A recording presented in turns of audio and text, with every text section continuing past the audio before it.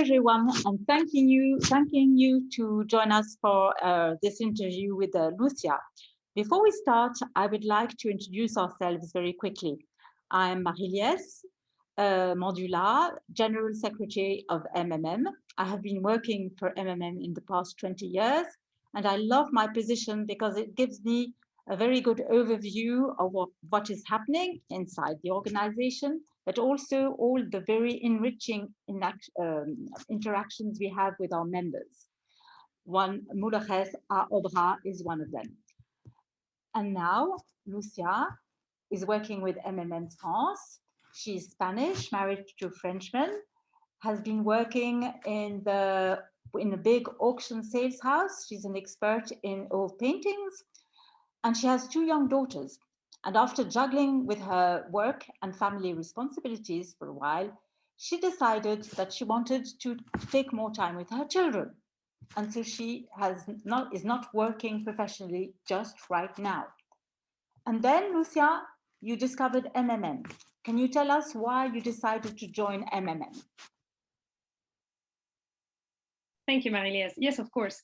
4 years and a half ago, when I became a mom, I realized the importance of mothering and how little support and reconnection it gets from society. And I changed a lot with other moms, and we support each other. And I was in this kind of mood that we really need to create the World Moms Association, and because moms raise next generation of society, so our role is so important. And when I was talking about that with my sister-in-law, she said to me, you know, there's a very important NGO called Make Mothers Matter. You should take a look. And I remember when I went through your website, I was saying, yes, it's exactly that. That really matched what I was looking for. And then we have this very nice meeting through Skype with you. And I remember that you were starting a sentence and I was finishing at the opposite. So I really felt that was the place to be, to raise moms' voices. Thanks for this lovely testimonial, Lucia. And this takes us right to the survey that you decided to do with MMM France quite quickly after you had arrived. The title of the survey is called Donnons la parole aux mères, which can be translated as let mothers take the floor. What does MMM France want to give mothers the floor about? When I joined MMM, it was in September 2019. At that moment, the French government just introduced the commission concerning first 1,000 days of children. And it was very interesting that this panel was created with very well-known experts, but they didn't ask moms. And for me, it's unbelievable because moms are the first concern in that period. This period, let me tell you, it starts on the conception and goes until the 2 years of the children. So it means we are talking about pregnancy, we are talking about birth, and eventually breastfeeding. So of course, the first concerns are moms. So I propose to create a survey to ask moms about what they are struggling with, what are their day-to-day issues, and to understand better how they live this period. We can really do things to change that and to help the government to create real family policies that help through this period, all the parents. That's very well said, Lucia. And that's a very striking example of how MMM can reach out to mothers and make their voices heard so that they can voice their personal concerns. Because it's a real problem. How can you think out a good policy if you don't consult the people you are trying to target? Absolutely. And I think there's a big issue here because the mothers are not open enough represented or consulted for problems that concern them directly. And this is just an example. And I think this is where MMM comes in, giving mothers a voice out there relating to current issues that institutions have on their agendas and which can directly impact them and their families. It's what MMM France is doing in France relating to the issue of childhood development. And all the countries should do. Now, I hear you talking about childhood development, Lucia, and I think that it's important to say a few words about this topic because it's something that MMM has been looking into for quite a while. It actually is the period of life that goes from pregnancy till about 2.5 for a very small child, for a baby and a child. And there's a lot of scientific evidence to know now that shows that this period is absolutely critical for a child's development. And if you think of a house, if the basement is well done, well, the house will be sturdy and sustainable and weather lots of different happenings. Whereas if the basement is not well done, well, the house will have lots of problems during its lifespan. Well, for a baby, it's exactly the same. Babies' brains are shaped by the very positive or negative experiences that they have from their early life onwards. And in fact, economical studies show also that if you invest €1 during that very important early childhood period, it might save up till 6-7 euros of investments that you would have to make later in life to try and repair what hasn't gone right in this early period of life. So that's why that explains why lots of governments, in fact, are interested by this period of life. Absolutely, absolutely, Marie-Liesse. It's exactly that. Now, Lucia, there's another question I was thinking about. It's true that the problem is that governments look in this, and they're aware that it's important that mothers and children should have this healthy, safe surroundings during their pregnancy and early life, but they don't really take into account that the mother's mental health and emotional development can have far-reaching consequences for the child's development either. And so they don't integrate that in their policymaking. That's precisely where your survey comes in, is that you really choose clearly to focus on all these issues. Can you tell us more about this? Of course, in French, we say, si maman va, tout va. It means if mom is okay, everything is okay. So that is all about. That's the reason, if you really want to be sure these first 1,000 days go well for the baby, just take care of the mom. Be sure mom has anything they need, all the support they need, and everything's gonna be okay. And you will have the economy that the government is looking for. Lucia, thank you. It just shows how important it's a whole ecosystem. You just can't take just the baby, you have to look at all what's around the baby. And mothers have a very important place there. Your survey is very dense and quite long. Weren't you afraid that people might not answer it? In fact, yes, it is indeed, because there's a lot of things to know if we really want to understand what moms go through during that period. There's a lot of physical changes, psychological changes, and we really need to understand all that. As you said, I'm an old master painting specialist. I have never written a survey before. So I was there alone writing the survey and just using my common sense, all the exchanges I have had with moms, like friends, colleagues, moms I just met on the park, mom through Facebook, moms group support, and every time the same things were popping out. At the end of the writing, another mom joined me, And she has a background on professional background on surveys, on market studies. And when she read the first time the survey, on her first quick look, she was like, that's too long. Normally it should be 20 questions. Our is more than 60. And then we worked together to balance better the answers, to thinking maybe about cutting it.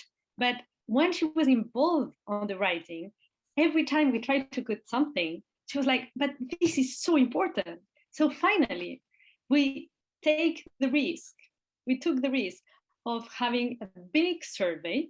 Another reason why we choose to keep it that way is because when we were doing the test, all the time, the feedback was the same. When I was asking, was it too long? All the moms say, yes, it's long, but really time flies when you're answering these, because they were so happy to be able to talk about all this. So for us, the frustration part was we wanted even bigger and talk about much more things. But of course, we have to stop at what point. But so really, this is the feedback. Moms say, yeah, it's a very complete survey, but that's very important for us because it's gonna give us the tools to work, to do a lot of work, to do a lot of advocacy projects that they are extremely need. It's long because it's complete, but they really enjoy spending this time answering, raising their voices. And now, the big question that everybody must be expecting. Up to now, how many answers have you had for the survey?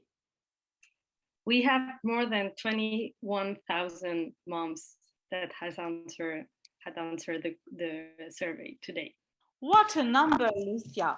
It's just incredible. I've rarely heard of surveys which motivate so many answers. Um, can you tell us what do you think? Why is it that mothers responded in such large numbers? Well, just to precise that the survey still goes on. He will be open until the end of the year. So we are expecting much more. We really want to have the opportunity to all the French moms or moms living in France or the ones that have lived this period in France to raise their voice, to transmit their struggling, their experience through our survey. And I think why we have this number already, I think it's because of the authenticity of the survey. This is a survey written by moms for moms, and this is a feedback we have very often. A lot of moms said, wow, it's the first time I read a survey that really understand what moms go through in that period. And I think that's the key. The fact that it's made by moms for moms. And this authenticity is what it really makes the survey to work and expand. That's a very important MMM motto, Lucia. We say we are talking about mothers to mothers. Absolutely. And now, can you give any hints about the results? Well, not much, because we are preparing the first presentation, the results presentations in 2 weeks, on June 3rd. But I can talk to you, yes, a bit about some things, but need to keep the expectation a bit. There's something that really comes out and really you can feel it in a lot of different questions, is mom's isolation. That is a real problem, a real thing that makes that mom struggle in that period. I think society has changed a lot. And now we move a lot, families are not the same. And we have moms that are extremely isolated in a moment of their lives where they are extremely fragile, when they need a lot of help. For me, you need a village to raise a child. And in the opposite, nowadays, we have these moms that after they come back from the hospital, they might be really all day long alone with this little baby on their arms. And this is really hard without any help. So that's one of the points that comes really through the surveys, the mom's isolation. And the other one is the need of flexibility. That means to have the possibility to organize their family life and their professional life with flexibility, to have real choices. That means no one or two, real choices. Choices that adapts to reality, to their reality, not what we should expect on in an ideal situation, but the real life they are going through. And that's very important. That, and also to make a real choice, you need to have the full information. And these also come up a lot. These especially on all concerning pregnancy, giving birth methods. They really want to be better informed and better respect. That's extremely important. And that goes through all the survey also. That pops up a lot all the time. This is what government needs to understand, that they have to give different choices that will adapt to different families. And the parents are the ones who have to make that choice. This is absolutely the next steps, is to prepare advocacy projects concerning all the themes that came out on the survey. And especially, of course, what we just talked about, the birthing choice and all that concern parental leaving, flexibility at work. These are really the main subjects. Do you have any particular message for Portuguese mothers or the ones who are listening to us just now? Yes, I will say one thing is that in France, there are a lot of moms burn out. So I will say, really take care of you, because this is something to take very, very seriously. And I do believe there's a way to find the balance between family and work. But I think there is a lot of change in or needed in society to really do that without making too much pressure on moms. That means that I will invite you to raise your voice, but also ask your partners to raise your voice. Also ask your colleagues to raise your voice, your friends that they are not parents yet. And you know, in the survey for everything, at the end we have give this blanket space, so all the moms can express themselves, sharing an experience. You're saying something maybe it's missing on the survey, or something they really want to share. And something that comes up a lot is the importance of feeling understanding in their work surrounding, by their bosses, by their colleagues. That means a lot for moms. And this is crucial. And I think government needs to take action, of course, with all what we say about flexibility at work, etc. Partners have a big, big role to play on that, of course. But all we have a role to play. Also, colleagues, even not being parents, but to understand that your colleague that's a mom or a father, they don't have the same freedom concerning schedule, that might this day maybe one of the children is sick. And this is a kind of solidarity that you can create. And so I really think every one of us has a role to play for improving the moms working surrounding, and to really help to find them to find this balance on their family and work activities, because it's not easy. Thank you for this strong message, Lucia. But I think you're right that the look of society on what's happening for women in this period of their life can be a great help, or it can be something which is really difficult for the women to face, for mothers to face. And it makes me think of this question that comes up in the survey at one point, which is quite provoking. Society expects us to have a professional life as if we did not raise any children. And society expects us also to raise our children as if we had no professional life. Did you experience this yourself in a way? Of course I did. And I'm not the only one. You know what? I'm going to give you a number. You want to know how many people said, yes, indeed? So the strongest answer you can give to this question is 81%. 81% of the moms we have asked say, yes, I fully agree with that. So we are all feeling that. Well, that shows that MMM France has still a lot of work to do. That Absolutely, MMM as a whole has a lot of work to do. Absolutely, because that's not realistic. It's just not realistic. It's just not possible. A lot of things need to be changed to allow moms to find this balance. And as you said, yeah, it's a big challenge for MMM France, but for MMM International, because of course I think, and I know you agree, this service should be done in every country, because every country needs to change a lot of things. All the governments should listen to moms, and they should do everything to help moms. To end our interview, do you have any other inspiring quote, a mother to mother, energizing and empowering quote for all the mothers who are listening to us just now? Yes, of course. In fact, one of the questions on the survey is who gave you the best advice? And the first answer is another mom.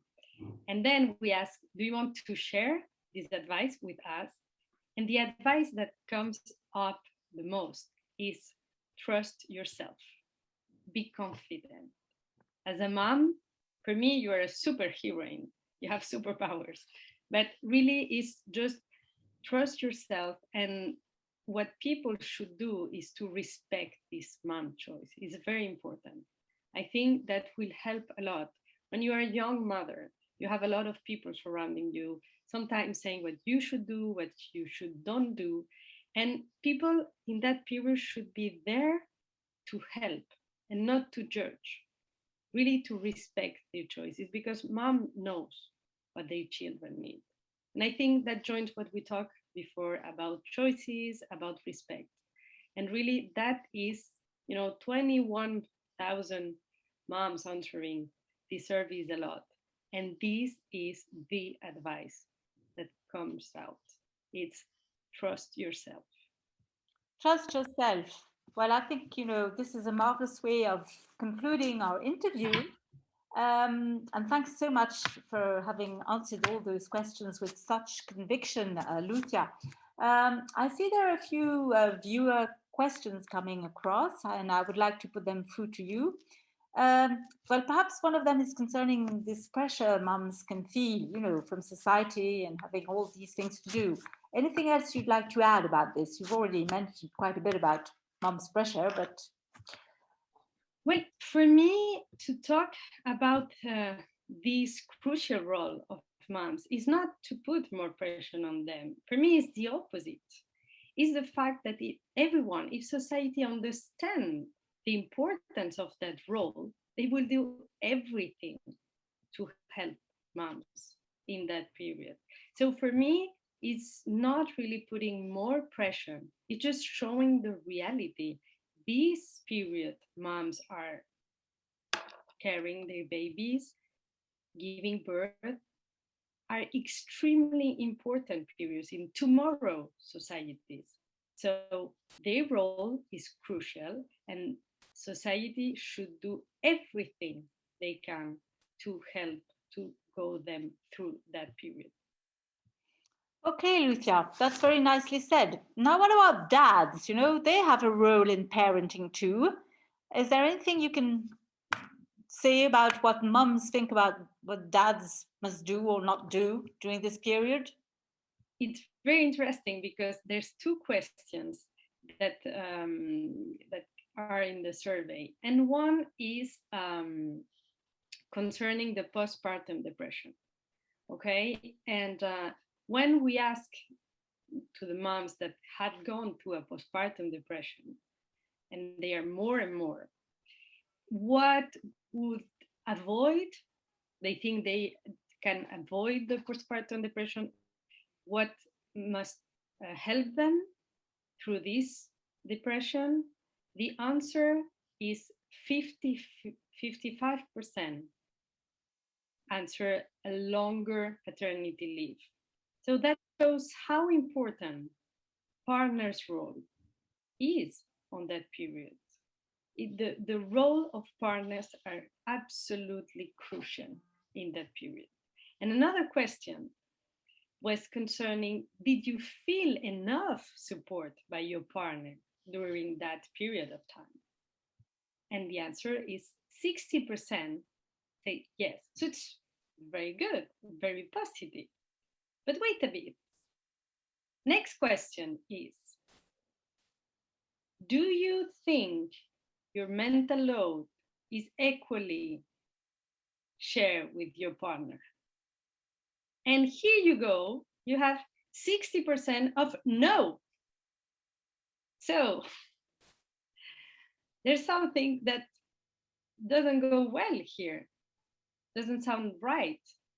It means, of course, partners are much more implicated, but it shouldn't be that moms are still carrying with the mental load. So there's still a lot of work to do there, because that you are entrepreneurs moms, you know, to be an entrepreneur, you need to be reactive, you need to be able to focus, you need to be creative. There's a lot of things. You need to be able that your brain is really in good conditions to fulfill all the responsibilities you have as an entrepreneur. And this is very difficult when you have to carry all the mental load that represents to take care of a family. So yeah, father roles, partners role are crucial, especially when moms are entrepreneurs, when we are talking about working moms. That is crucial, and there's a long way to do. Still a lot of work for MMM to tackle, and mothers thinking out your relationship as parents. But you know, it's very positive perspectives, really. There's a last question, perhaps I would like to mention, that has been popped up. It's about the efficacy of a survey like the one you're doing. Are you sure that you have all the criteria that can make it really a good advocacy tool? Yes, of course. This is something that we work with a professional team. That it's a professional company that works in statistics, in market studies. And what they are doing now is just checking that in our survey, we have all the quotas, all the representations of all kind moms in France. So they compare our numbers with the official numbers. So we have percentages of solo moms, we have percentage of moms with just one kid, the X percentage of moms that live in a rural zone, others in the city zones. They check everything to be sure that we have all the criteria, that we are really representative of the French population. Okay, so if I get it right, Lucia, you really have taken care to have a very wide panel of mothers Absolutely. coming from all different regions who have different situations of life, different aged children, different social backgrounds. So we will really be looking forward to hearing more about all this. And please remember that you can know more through our sites, www.mmfrance.org or www.makemothersmatter.org.